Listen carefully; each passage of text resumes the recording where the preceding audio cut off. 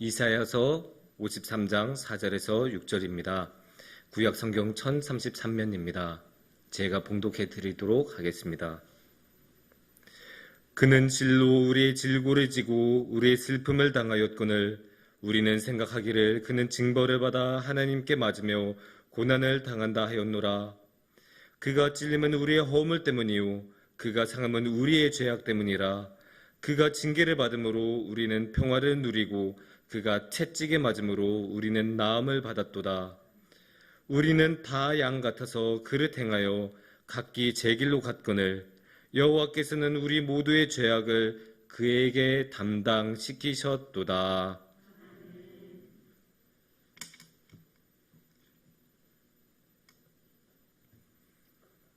어떤 사람이 강남에 40평짜리 아파트를 샀다고 합니다. 딱 듣자마자 우와라는 생각이 들지 않습니까? 집값이 비싼 우리나라에서 집값이 가장 비싼 강남에 집값이 가장 비쌀 만한 아파트, 그것도 40평짜리를 샀다고 하니까 이야, 이런 말이 절로 나오죠.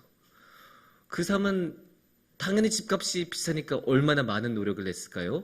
참 많은 노력을 해서 그 많은 돈을 모으고 그 많은 돈을 지불해서 이 귀한 아파트를 샀으니까 그 사람의 마음이 어떻겠습니까? 너무나 기분이 좋았겠죠. 그동안에 힘들게 일해오고 노력했던 것들이 보상을 받는 그런 기분도 있을 것이고, 또 실제로 40평짜리 아파트는 좋지 않습니까? 그러니까 좋은 아파트에서 살게 되니까 또 기분이 좋을 것입니다. 그런데 여기서 참 특이한 게 하나 있습니다. 이 좋은 기분이 일주일을 가지 않는다고 해요. 너무 신기하죠? 그토록 원하고 그토록 오랫동안 노력하고 그토록 열심히 일해서 구입한 아파트, 어쩌면 일평생을 일해서 구입한 아파트인데 별로 기분이 그렇게 행복한 기분이 오래가지 않는다는 거예요. 왜 그럴까요? 무뎌진다는 거예요. 이게 처음 아파트 살 때 당연히 기분이 좋죠? 가장 행복할 때가 언제일까요? 사인할 때. 계약서에서 사인하면서 드디어 이 아파트가 내 거다! 그때 행복감이 최고조로 오르고, 그 다음에 아파트에 입주하고 이사 딱 했을 때 며칠 동안은 이제 기분이 좋아요. 근데 이게 며칠만 지나도 이 집은 당연히 이제 자신 있게 되는 거예요. 당연히 자기의 것이니까 거기에 대한 무슨 감사함이나 새로움이란 게 있을 리가 없지 않습니까? 입주를 매번 새로 하는 것도 아니고. 그러니까 이게 당연히 내 집이 된 거고, 아무리 새 집도 언젠가는 헌집이 되지 않습니까? 그렇게 헌집에 대해서 새로움을 느낄 리도 없으니 이게 당연히 이제는 내 것이고, 그러니까 더 이상 행복감을 느끼지 못하고 익숙해지고, 또 조금만 있다 보면 이 집에 있는 그런 불편한 점들이나 하자들이 눈에 들어오기 시작한다는 것입니다. 참 신기하죠? 그렇게 힘들게 일평생 동안 해낸 일생의 과업을 이제 해내는데도 그 기쁨이 일주일밖에 가지 않는다는 것은 참으로 신기한 일입니다. 그런데 그런 거는 어쩌면 우리 몸이, 우리가 원래 그렇게 생겨서 그런 거일 수도 있습니다. 왜냐면 우리 인간의 몸에는 역치라는 개념이 있습니다. 이 역치라는 거는 그 감각이 어느 정도 일정 이상의 자극을 받아야 그거를 느끼는데, 그게 어느 정도 이상 딱 하면 점점 더 그게 높아져야 이거 계속 느낀다고 해요. 예를 들면 우리가 화장실에 갔을 때 처음에 화장실에 들어가 윽 하면서 냄새를 딱 코를 찌르잖아요. 근데 화장실에서 조금만 있으면 그 냄새에 적응이 되고 그냥 뭐 좀 있을만 해요. 그게 왜 그럴까요? 이 역치를 넘어서는 자극이 더 이상 오지 않으니까 계속 그냥 그대로 무뎌지고 그대로 그냥 익숙해서 쭉 간다는 겁니다. 그렇게 우리 사람의 몸이 원래 그렇게 생긴 걸 보면 우리가 행복에 대해서도 그렇게 무뎌지는 것이 이상한 일이 아닐 수 있습니다. 그런데 참으로 슬픈 거는 이렇게 무뎌지는 게 몸이나 이런 행복에 대해서만 그런 게 아니에요. 사실 신앙에 대해서도 우리가 이렇게 무뎌집니다. 우리가 처음 믿을 때, 처음 주님을 만났을 때는 어땠어요? 저 지나가는 낙엽만 봐도 주님의 손길이 느껴지고, 조금만 은혜를 주셔도 눈물 쭉 흐르면서 주님 정말 나를 사랑하시는군요, 그렇게 고백하지 않습니까? 하지만 우리가 신앙생활이 20년 쌓이고 30년 쌓이고 그렇게 쭉 쌓이다 보면 이제는 더 뭐 새로운 것도 없고 놀랄 것도 없고, 심지어 제가 신학교 다닐 때 교수님들이 그런 이야기를 해주세요. 어떤 교회를 정말 오래 다니신 분들은 이제 딱 주부의 성경 구절만 딱 나와도 그것만 봐도 아, 오늘의 말씀이 이게 나오겠구나, 딱 감이 오신대요. 그렇게 쌓이다 보면 결국 새로운 것도 없고 놀라운 것도 없고, 아무리 주님의 거룩한 말씀에서 그 놀라운 주님의 사랑의 이야기를 전해도 더 이상 놀라운 것으로 여겨지지 않는다는 것이에요. 참으로 안타깝죠. 그래서 성경에서도 그런 현상을 알고 있거든요. 요한계시록 2장 4절 같은 경우에는 그래서 이렇게 말씀하십니다. 처음 사랑을 버렸느니라. 처음에는 너무나 예민하게 하나님께 반응하고 그 하나님의 사랑 같은 걸 너무나 귀하게 여기던 사람이 점차 살아가면서 그 신앙의 역치가 올라가면 올라갈수록 더 이상 새로운 것도 없고 놀라울 것도 없고, 그러니까 처음에 그 사랑의 모습은 사라지고 뭘 하든 무미건조하게 이러고만 앉아있게 된다는 것입니다. 참으로 안타깝죠. 이게 사람이 그렇게 생겨서 피하기가 너무나 어려운 문제예요. 그런 가운데 오늘의 말씀이 나옵니다. 오늘의 말씀은 어디서 나왔죠? 이사야서 53장에서 나왔습니다. 이사야서 53장의 말씀은 일명 고난받는 종의 노래라고 합니다. 구약 성경에서 이렇게 한 개인이 자신의 생명을 희생해서 나오는 구절은 오늘의 본문이 유일하다고 해요. 그래서 이 유일한 말씀이 너무나 당연히 귀하죠. 그리고 우리는 이 말씀을 딱 읽자마자 직감적으로 알죠. 아, 이거는 예수님에 관한 말씀이구나. 그럴 수밖에 없죠. 우리 대신에 그렇게 상하시고 우리 대신에 그렇게 질고를 짊어지시고 가신 분은 누구밖에 없습니까? 예수님밖에 없죠. 그래서 한 구절씩 조금 더 정확하게 보면 6절을 보면 어떻게 나올까요? 6절에서는 이렇게 나옵니다. 우리는 다 양 같아서 그릇 행하여 각기 제 길로 갔거늘 여호와께서는 우리 모두의 죄악을 그에게 담당하셨도다. 그러니까 이 말씀을 보면 우리가 사실 다 그릇 행하는 사람들인데 그거를 누가 담당하셨다는 거예요? 예수님이 홀로 그 모든 것을 담당하셨다고 오늘의 말씀에 말씀하고 계십니다. 그런데 그냥 담당하는 게 아니죠. 예수님께서 그래, 나한테 가져와, 내가 해결해 줄게, 이렇게 끝난 게 아니지 않습니까? 4절 말씀을 보시면 이렇게 나옵니다. 그는 실로 우리의 질고를 지고 우리의 슬픔을 당하였고는 우리는 생각하기를 그는 징벌을 받아 하나님께 맞으며 고난을 당한다 하였노라 라고 합니다. 그러니까 예수님께서는 우리의 죄악을 담당하기 위하여 어떻게 하셨어요? 우리의 질고를 지셨어요. 우리의 질고를 지시고 우리를 위해 징벌과 고난을 당하셨습니다. 그냥 가져와라고도 말씀해 주실 수 있었던 분이 몸소 자신의 몸을 내어주시고 그 모든 것을 자신의 몸으로 받아냈다고 합니다. 그게 5절에서 더 정확하게 나오고 있습니다. 5절에서 아주 상세하게 나오는데 그가 찔림은 우리의 허물 때문이요 그가 상함은 우리의 죄악 때문이라 그가 징계를 받음으로 우리는 평화를 누리고 그가 채찍에 맞음으로 우리는 나음을 받았도다. 여기서 뭐라고 나와요? 채찍을 맞으시고. 또 채찍은 뭐예요? 육신의 고난 아닙니까? 자신의 몸이 상하는, 완전히 찢겨나가고 피 흘리고 멍들고 부러지고 그 모든 것을 자신의 몸으로 짊어지셨다고 오늘의 말씀 5절에서는 너무나 명확하게 자세하게 이야기하고 있습니다.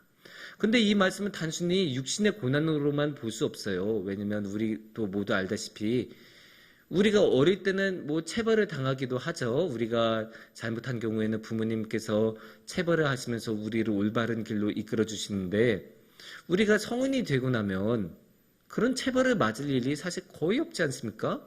그런 체벌을 맞게 되면 사실 굉장히 심각한 폭력의 상황이기 때문에 우리가 성인이 되고 나서는 그런 체벌을 당할 일이 사실상 없습니다.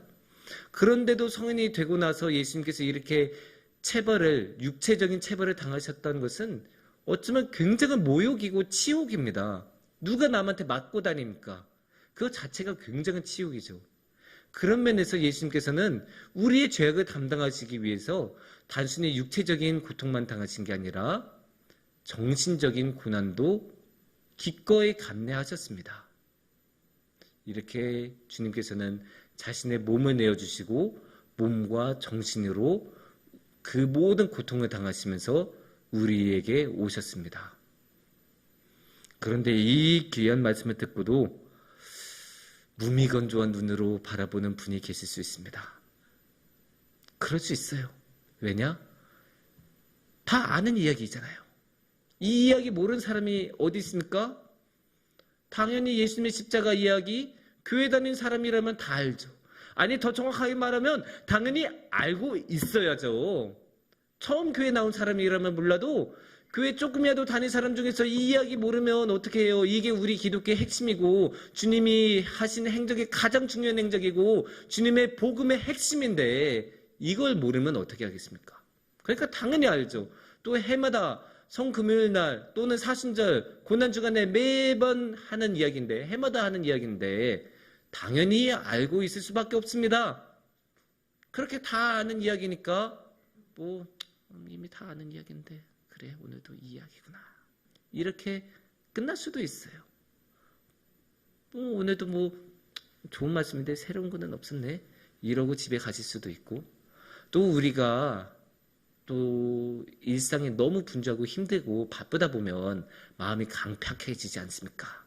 그러다 보면 이렇게 귀한 말씀을 주셔도 그 말씀이 우리 마음 안에서 심겨지고 자라나는데 실패할 수도 있어요. 또 우리가 힘든 일들이 있다 보면 그런 것에 너무 마음이 기울어져서 이런 주님의 말씀이 우리 안에서 아름답게 열매를 맺지 못하는 경우도 있습니다. 그렇게 하다 보면 그런 새로움을 느끼지 못하고 신앙의 역치를 넘지 못해서 결국 우리 안에 마음의 신앙적인 움직임을 주지 못할 수도 있습니다. 그러면 어떻게 해야 될까요? 다시 말씀을 봐야죠. 근데 다시 말씀을 보는데 이번에는 조금 더 일반적인 관점에서 한번 생각을 해봤으면 좋겠습니다. 물론 이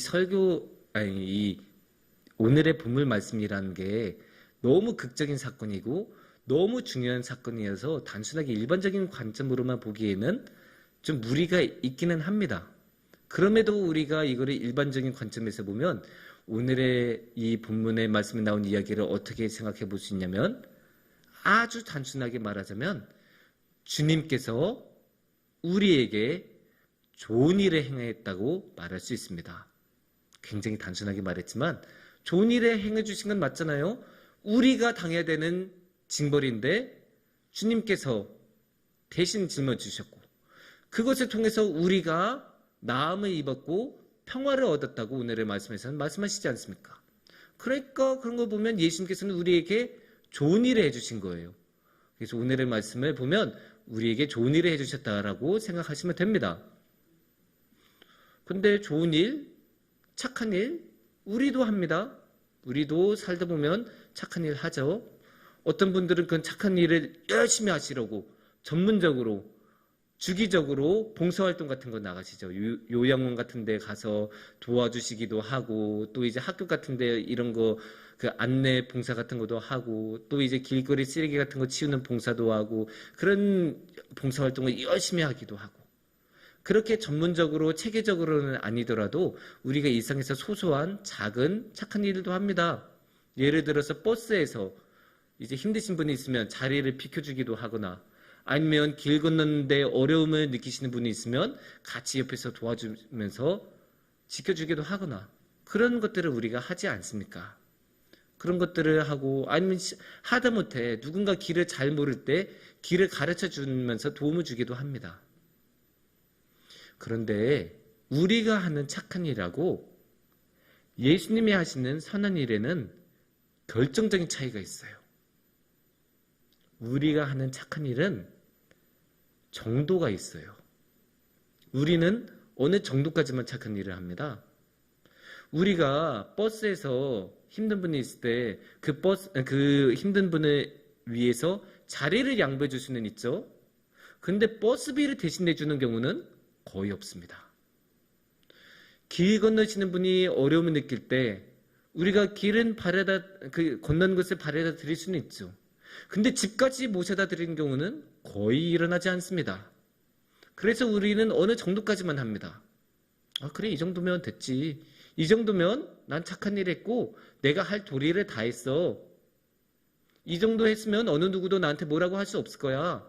나는 이 정도 했으니까 충분히 할 만큼 했어. 이렇게 생각할 수 있어요. 충분히 생각할 수 있고 그거 잘못된 거 아닙니다. 바쁜 일상을 살아가는 우리들에게는 어쩔 수 없이 할 수 있는, 도와줄 수 있는 것에 한계가 있기 마련이에요.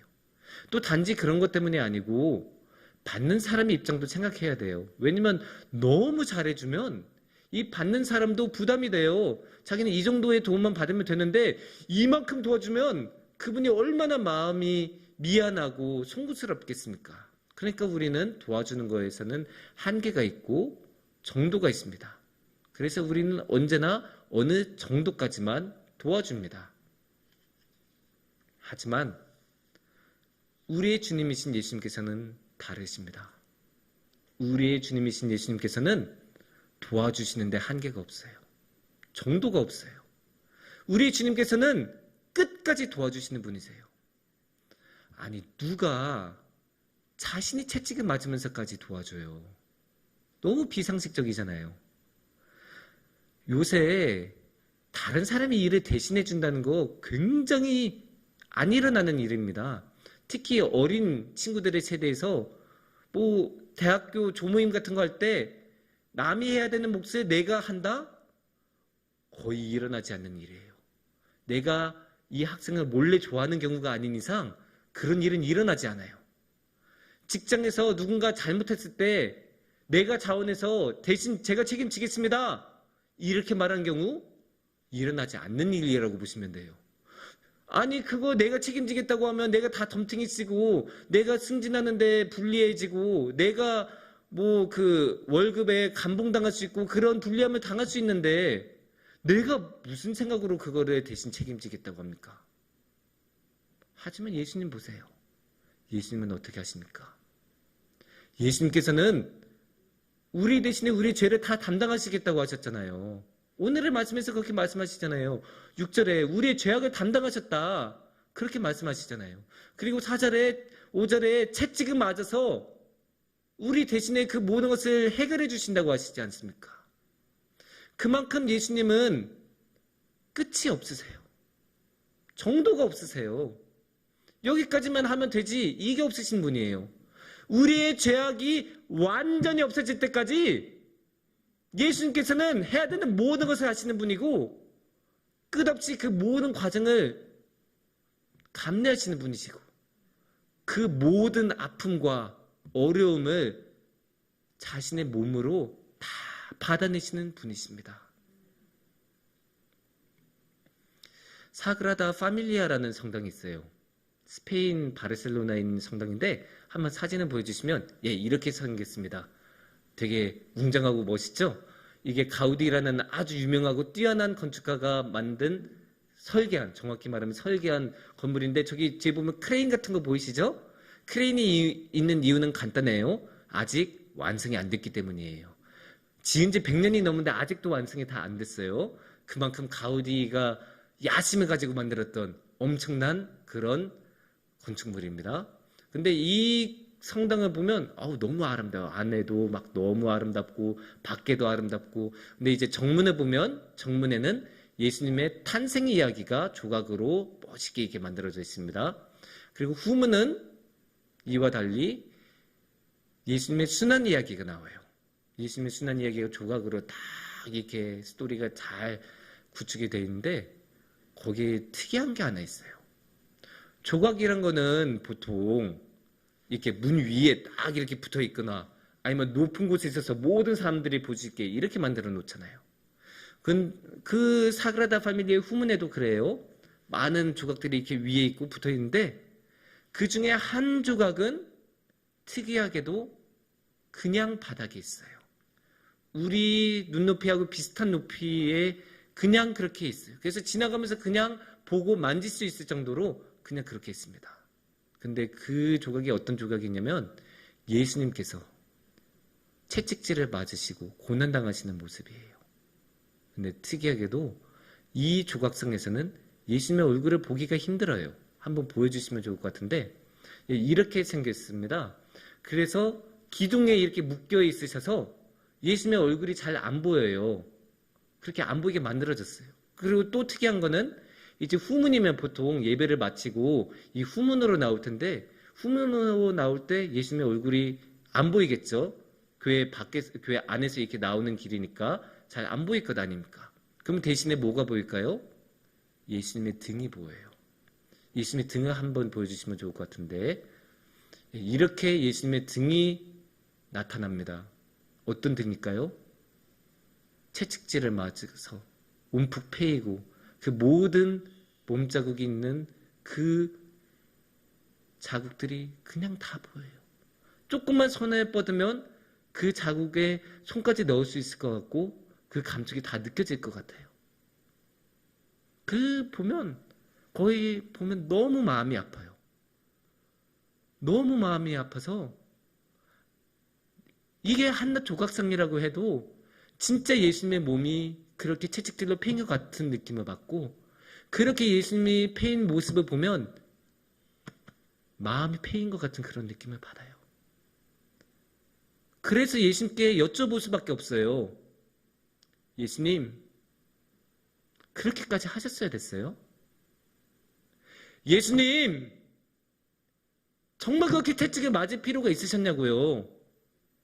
아니, 예수님 능력 있으시잖아요. 예수님 그렇게 안 하셔도 우리 구원하실 수 있고 그렇게 안 하셔도 우리 죄 다 없애주실 수 있는 분인데 당신은 그런 능력을 가지신 분인데 왜 그렇게까지 하셨어요? 왜 그렇게까지 하셨어요? 그렇게 질문을 한다면 예수님께서는 아마 그냥 조용히 미소 지으시고 우리의 입을 맞추신 다음에 그냥 조용히 아무 말도 안 하고 십자가의 길을 걸어가셨을 것입니다.